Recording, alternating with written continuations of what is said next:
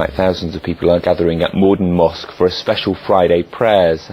Ahmadiyya Muslims are asking others to join in support with them, following what they say is a wave of attacks on their community. Alison Earle can give us the update on this. Alison.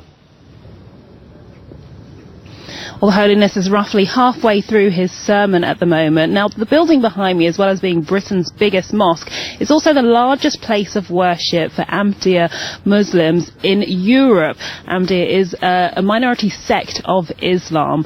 Now, security here is extra tight today, and that is because there has been an increasing number of attacks against Ahmadis.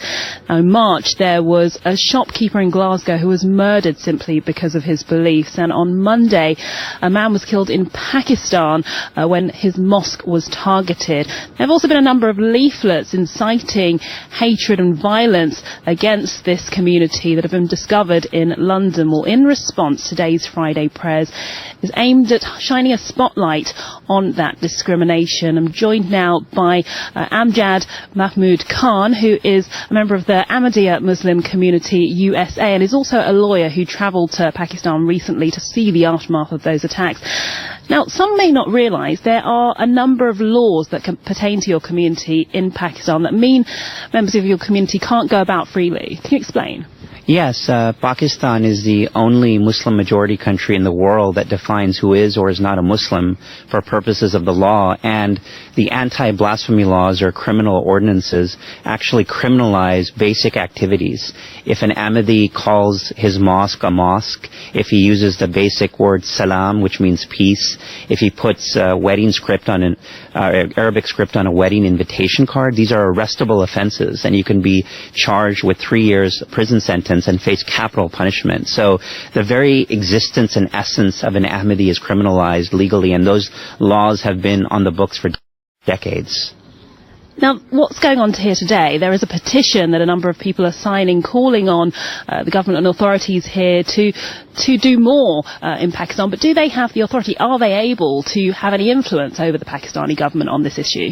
I think when it comes to a matter like this, where extremism is on the rise, where our community is suffering deeply in Pakistan and other areas where the laws suffocate our rights, it's very important for officials in Western countries to speak up. And yes, they do have an influence, whether it's here in London or where I'm from in Los Angeles. We are telling the global community that when it comes to the issue of religious freedom, when it comes to the issue of freedom of conscience, it's very important to speak up for those who are oppressed. And we do that all the time for all communities. And why it's important for Western officials to do that is because extremism, which is an ugly perversion of Islam, must be cut at its root. And where, in my opinion, as a lawyer, these laws are the oxygen for terrorist groups to thrive. So all people who believe in safety and security and peace need to decry and condemn acts of aggression. In this case, the counterterrorism department in Pakistan is actually facilitating this very persecution. That is, it's state-backed, which is extremely disturbing and could have massive implications for Western countries as well.